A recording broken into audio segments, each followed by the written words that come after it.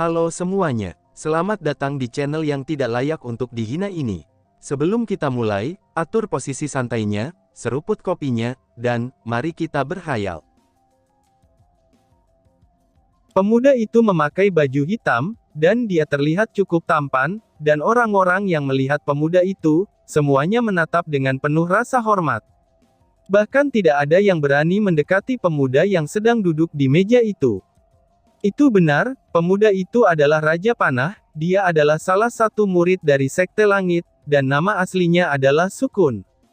Sepertinya tugasku akan menjadi sedikit lebih mudah, dan sepertinya Sekte Es juga akan bergerak di sini, jika dilihat-lihat, kalau tidak salah tadi ada murid yang cukup kuat yang sedang mengintai.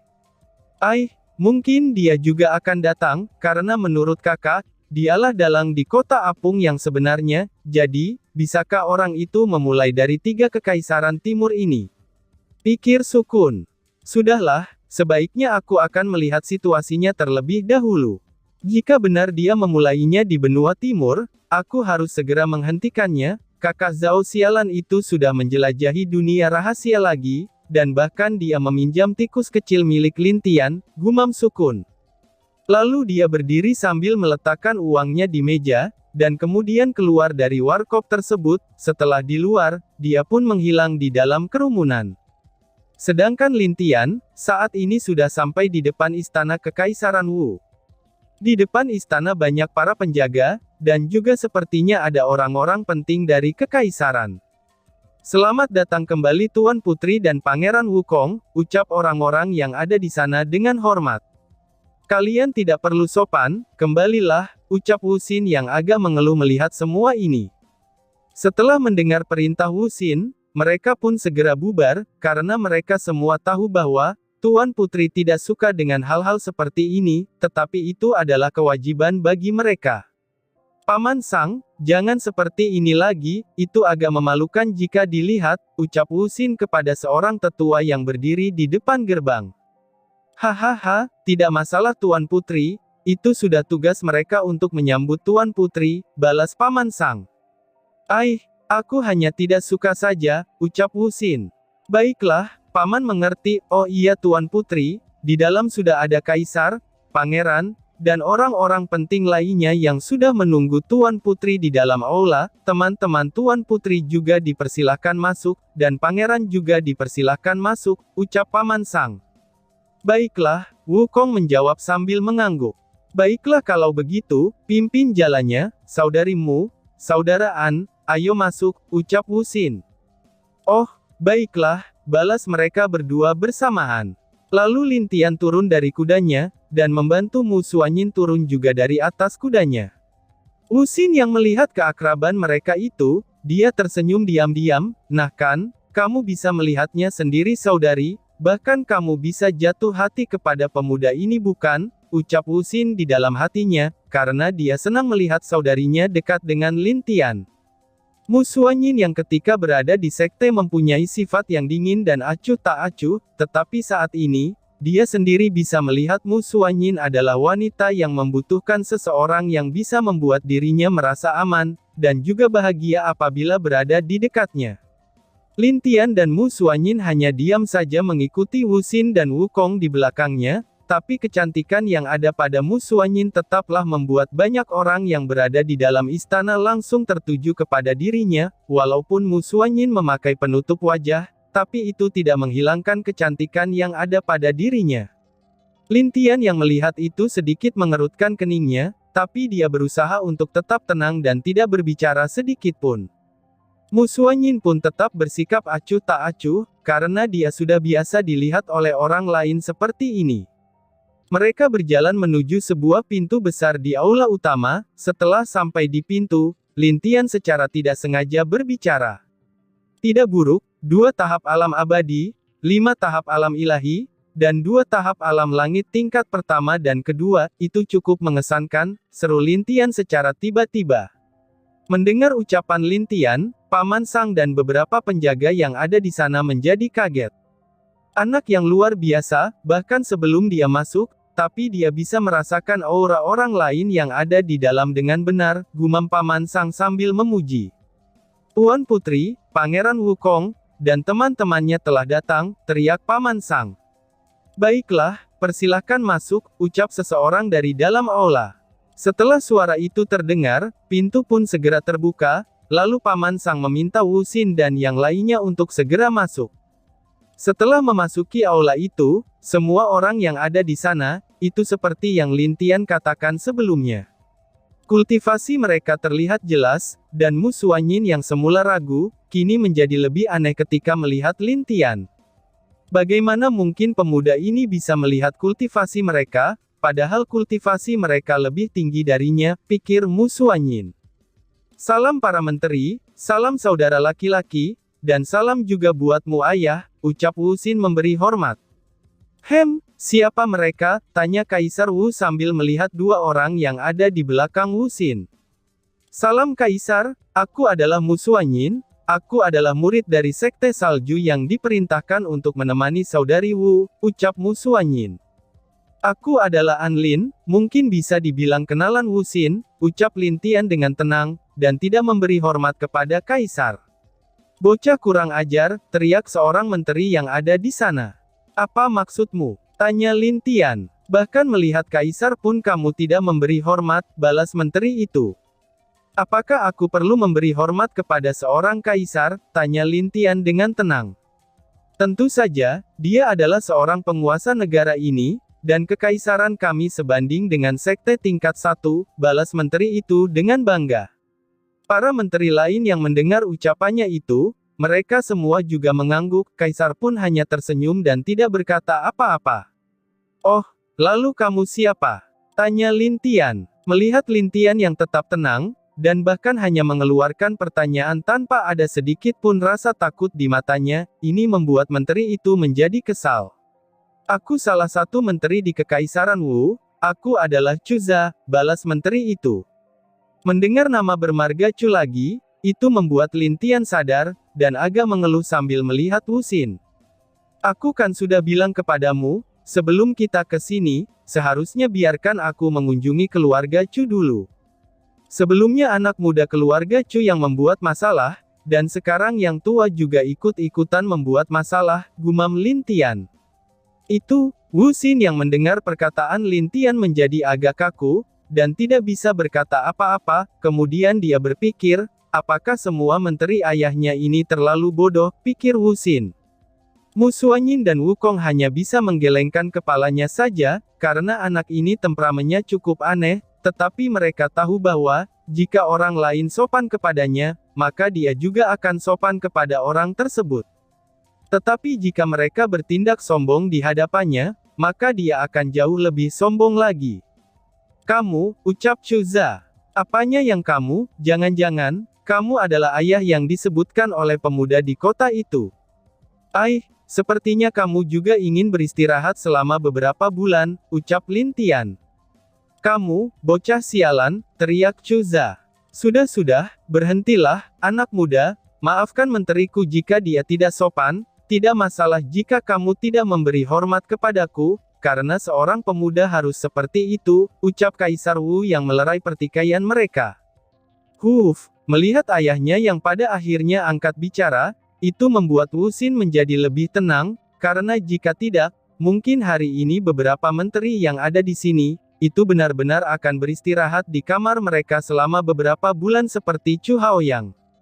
Para menteri lain yang mendengar percakapan antara Lin Tian dengan Chuza, mereka semua baru ingat bahwa, anak Chuza dan bawahannya telah dipukuli sampai harus beristirahat di tempat tidur selama berbulan-bulan, dan mereka bahkan sedikit berkeringat dingin setelah mengetahui hal itu. Oh, baguslah, sepertinya Yang Mulia sudah tahu masalahnya, ucap Lin Tian sambil melihat Kaisar Wu. Hahaha, tentu saja, laporan itu sudah aku terima, tenang saja, Nona Mu dan Pemudaan, aku akan melakukan pendisiplinan kepada pejabatku, agar supaya hal seperti itu tidak terulang kembali, ucap Kaisar Wu. Iya dong, Kaisar harus melakukan itu, tetapi jika hal tersebut tidak berjalan, maka jangan salahkan aku jika aku sendiri yang akan membersihkan mereka dengan tanganku sendiri, balas Lin Tian sambil mengeluarkan aura membunuhnya yang sangat kuat. Orang-orang yang berada di sana, yang merasakan aura membunuhnya, itu membuat mereka bergidik ketakutan dan tidak berani berbicara. Dua pemuda yang duduk di belakang kaisar pun, mereka juga berkeringat dingin ketika merasakan aura itu. Saudara An, Wu Xin yang belum selesai berbicara, itu langsung dipotong oleh Mu Suanyin. Bisakah kamu tenang sedikit? Ucap Mu Suanyin. Mu Suanyin yang sedari tadi diam, tiba-tiba saja dia berbicara kepada Lin Tian. Oh, baiklah, ucap Lin Tian, lalu dia diam dan berdiri dengan patuh di samping Mu Suanyin. Melihat itu semua, orang-orang menjadi heran, anak ini sangat patuh dengan wanita yang ada di sampingnya. Apakah mereka berdua sepasang kekasih? Sepertinya itu tidak mungkin, Sekte Es tidak akan mengizinkan mereka bersama-sama, pikir mereka semua. Hanya Kaisar Wu dan juga Wu Xin yang tahu, kenapa Lin Tian melepaskan aura seperti itu. Tetapi mereka tetap diam dan tidak berbicara. Hahaha, sudah, perkenalkan, aku adalah kaisar dari kekaisaran ini, dan aku adalah ayah dari Wu Xin, namaku adalah Wu Wen, ucap kaisar. Oh, salam kenal, balas Lin Tian dengan sopan. Tuan An, ketika kaisar menyebut Lin Tian dengan sebutan Tuan, Lin Tian segera memotong ucapan sang kaisar.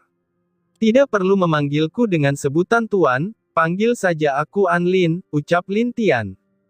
Oh, hahaha, baiklah pemuda An, di dalam pesan Wu Xin, aku sudah mengetahui semua kejadiannya, aku berterima kasih kepadamu, karena jika tidak ada kamu, mungkin sepupu dan juga putriku akan menghilang dari dunia ini, ucap Kaisar Wu Wen dengan jujur. Oh, tidak masalah, itu juga sudah tugasku, balas Lin Tian. Tetapi kekaisaran Wu kami tetap harus berterima kasih, karena kota Apung adalah kota di bawah kekaisaran kami, ucap seseorang penatua yang duduk paling dekat dengan kaisar.